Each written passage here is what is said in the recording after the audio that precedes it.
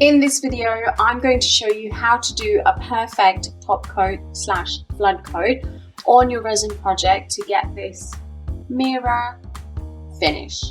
I'm going to share all my pro tips with you, so let's jump right in. So this is a piece that we're going to be top coating today, and I want to apologize in advance if you can hear my Shih Tzu snoring in the back.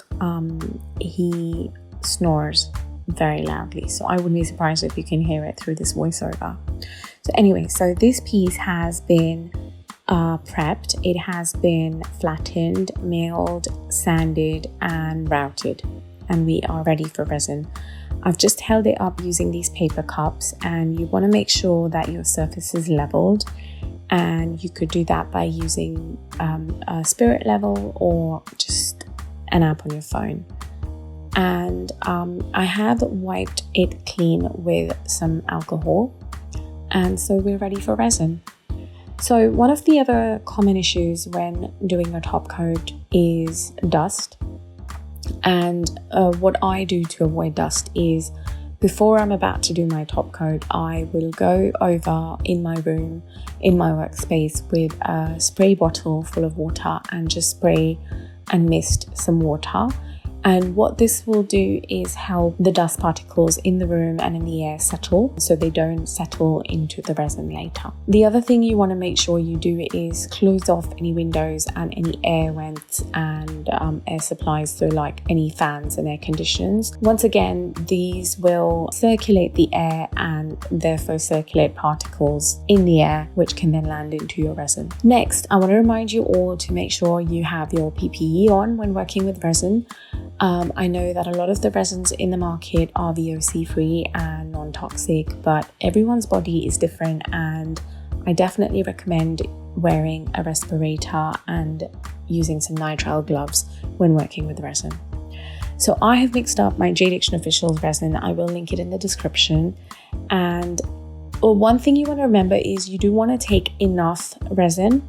You want to take a good quantity of resin when you are doing a top coat, just so then there's enough to cover the entire surface area, there's enough to go over the edges, and so make sure you take enough. And there's plenty of resin calculators online and on many of the websites where you can calculate how much you will be needing. So I like to start in the middle. I'm just going to pour some in the middle, and I'm going to then work my way to the sides.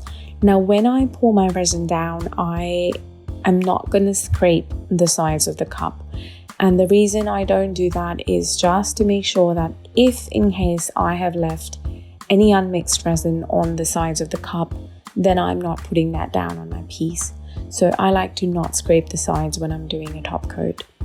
And also, this is a good reminder to make sure when you're doing a top coat, follow the instructions of the resin you're using and mix it well for the entire duration recommended, whether that's 3 minutes or 4 minutes.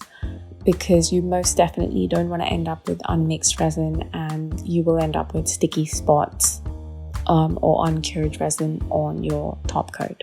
So I just like to use my hands to spread it around. You could use a trowel, whatever you like.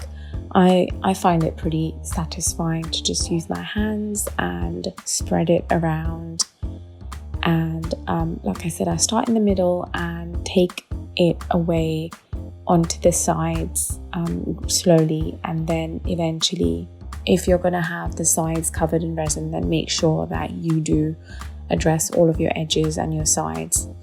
I always find it helpful to have rounded edges, because then your resin flows nicely on the edge and you don't get any harsh lips of resin. So, which is why I've routed my edges for this one. Lastly, once your surface is entirely covered with resin, including your sides, you want to come in and pop those bubbles. I like to use a blowtorch. You want to make sure that you're moving the blowtorch at all times and not keep it in one place, because you will scorch your resin and burn it. So make sure your blowtorch is moving, and go over your piece where you're going side to side like you were mowing the lawn, for example. So making sure you've covered every little area and popped all of those bubbles from everywhere. You don't need to torch your sides. And in fact, I recommend you don't torch your sides because you will thin out the resin on those sides then, and you won't get a good coverage on the edges. I will walk away from this piece, and you want to do that because you don't want to come and introduce more dust or debris or hair into your resin while it's curing. And that's it. Those are my top tips to get a perfect flood coat for your resin. Let me know if I've missed any. Leave me a comment. Let me know what's your top tip. And also, if you found this helpful and informative and entertaining, leave me a comment. Make sure you subscribe and like, and I will see you in the next video. Bye.